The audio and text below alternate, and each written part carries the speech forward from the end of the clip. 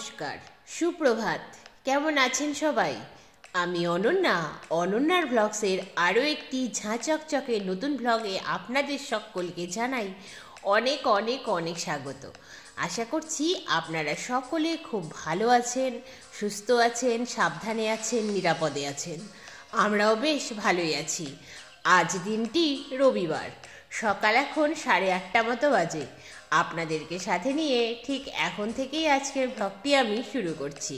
যথারীতি সকালে ঘুম থেকে উঠে প্রতিদিনের মতোই ব্রাশ করে ফ্রেশ হয়ে নিয়েছি। তারপর মায়ের সাথে টুকটুক করে বাসি কাজগুলো সেরে আরও একবার ড্রেসটা চেঞ্জ করে নিয়েছি।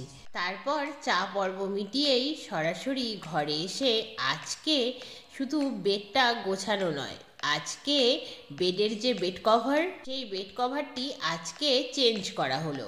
বেড কভার শুধু চেঞ্জ করলেই তো হবে না বলুন, তার সাথে পিলো কভারগুলোও চেঞ্জ করতে হবে। যে কটা পিলো কভার হাতের সামনে মা বের করে দিয়েছে সেগুলোকেও চটজলদি পিলোর মধ্যে ভরে দিলাম। যদি ভাবি পরে করব, সেই পরেটা আর করা হয়ে ওঠে না, সেই জন্যই সাথে সাথে করে দেওয়াই মঙ্গলজনক। তাই করেই ফেললাম। যখন ঘড়ির কাঁটায় 9টা বাজলো তখন হঠাৎ করে লোডশেডিং হয়ে গেল। ইনভার্টার থাকার জন্য কিছু আলো বাড়িতে জ্বলবে ঠিকই, কিন্তু বড় বড় আলোগুলোই আজকে অফ। বুঝতে পারছি না এই কারেন্ট কি কয়েক ঘন্টার জন্য গেল নাকি একেবারেই বিকেল বা সন্ধেবেলার দিকেই আসবে। এখনো পর্যন্ত যেহেতু কারেন্ট এলো না আর আমার এদিকে ঘরের কাজগুলো সারা হয়ে গিয়েছে, তাই আর বসে থেকে সময় নষ্ট না করে চলে এলাম রান্নাঘরে রান্না করতে। যেহেতু ইলেকট্রিসিটি অফ, কারেন্ট নেই, তাই আজকে চিমনিটাও চালানো যাবে না। জানলাটা খোলাই রেখেছি, কিন্তু সেই চিমনি চালিয়ে চালিয়ে যা অভ্যাস হয়েছে যে রান্নার কোনো গন্ধ পাওয়া যায় না ঘরে, মাছ ভাজার কোনো গন্ধ পাওয়া যায় না।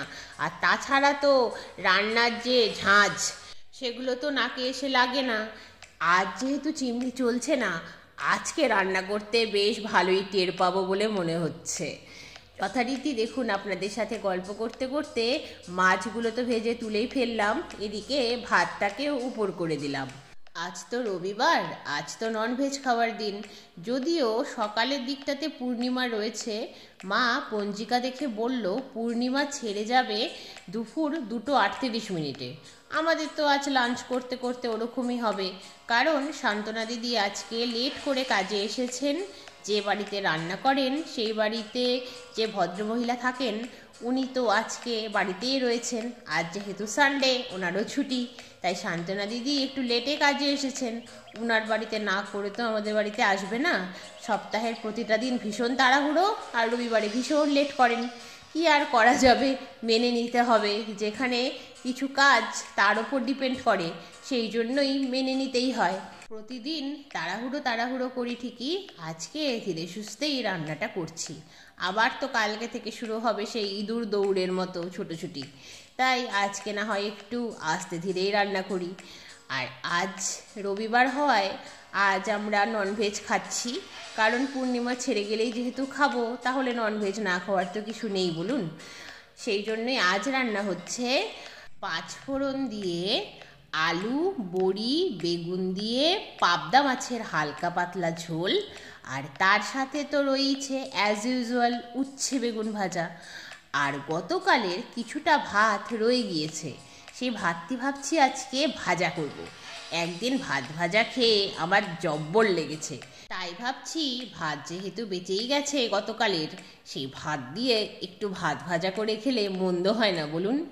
এইরকমই তো প্ল্যান করেছি। তার সাথে সাথে রান্নাবান্নাটাও চালিয়ে যাচ্ছি। এই রান্নাবান্না হতে হতেই ভাবলাম ভাতের হাঁড়িটাকে সোজা করে বসাই, তারপর ভাতের হাঁড়িটাকেও ক্লিন করে নিই।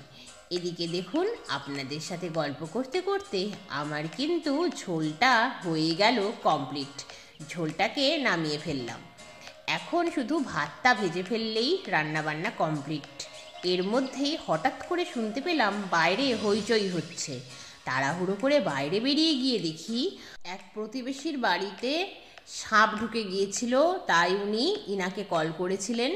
ইনি জেনারেলি সাপ ধরেন, ধরে ফরেস্টে গিয়ে ছেড়ে দেন, যাতে এই সাপগুলি কোনো লোকালয়ে না আসতে পারে। পাড়া থেকে একটি দুধ গোমার বাচ্চা পাওয়া গিয়েছে এই ভদ্রলোকের বাড়ি থেকে। আর সকাল থেকে উনি অনেকগুলো সাপ আজকে ধরেছেন বিভিন্ন এলাকা থেকে। উনি এই কাজটিই করেন। সেই সাপগুলি সবাই দেখছিল ভিড় করে। আমি যখন গিয়েছি চিৎকার চেঁচামেচি শুনে, ততক্ষণে উনি সাপ ধরে এই কৌটোগুলোতে ভরে ব্যাগে ভরে ফেলেছিলেন। অনেক রিকোয়েস্ট করাতে বের করে দেখালেন। কি বড় বড় সাপ দেখুন। অনেক বাচ্চাকে মা বাবা কি শিখায় না, এই সাপকে সাপ বলে না, পোকা বল, নোকে কামড় দিয়ে বলে না, এটা ভুল। সাপ কামড়ালে সাপকে দেখলে সাপই বলতে হবে, রাতেই হোক আর দিনেই হোক।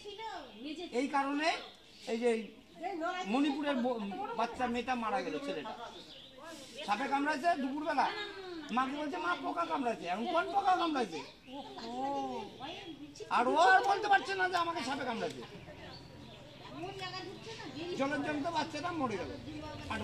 কৌটোগুলোর মধ্যে ছিল বলে কতটা বুঝতে পারলেন জানি না, সাপগুলো বিশাল আকারের ছিল আর তাদের কি ফসফস আওয়াজ। বাবা, ভয় পেয়ে গিয়েছি আমি। যাই হোক, সাপ দেখলাম, সবাই দেখছিল, আমিও একটু দেখলাম।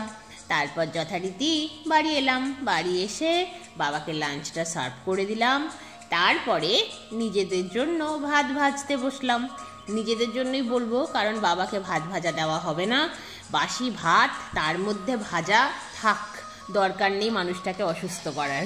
তাই বেশিরভাগ বাসি তরি তরকারি আমি আর মাই গরম করে খেয়ে ফেলি, বাবাকে দিই না। বাবাকে টাটকা যা রান্না হয় সেটাই খাওয়াই। বাবাকে অসুস্থ হতে দেওয়া যাবে না, সেই জন্যই দেওয়া হয় না। দেখুন, আপনাদের সাথে গল্প করতে করতে আমার ভাতটাও কিন্তু ভাজা হয়েই গেল। আর এদিকে যেহেতু বেড কভার চেঞ্জ করা হয়েছিল, তাই পুরনো বেড কভারটা, পিলো কভারগুলো যেগুলো লাগানো ছিল, পাতা ছিল, সেগুলোকে মা সার্ফ জলে ভিজিয়ে দিয়েছে।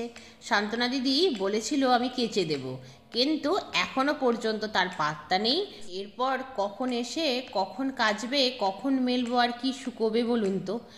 এদিকে ভাত ভাজা হয়ে যাওয়ার পরে মা বলছে আয় গরম গরম খেয়ে ফেলি।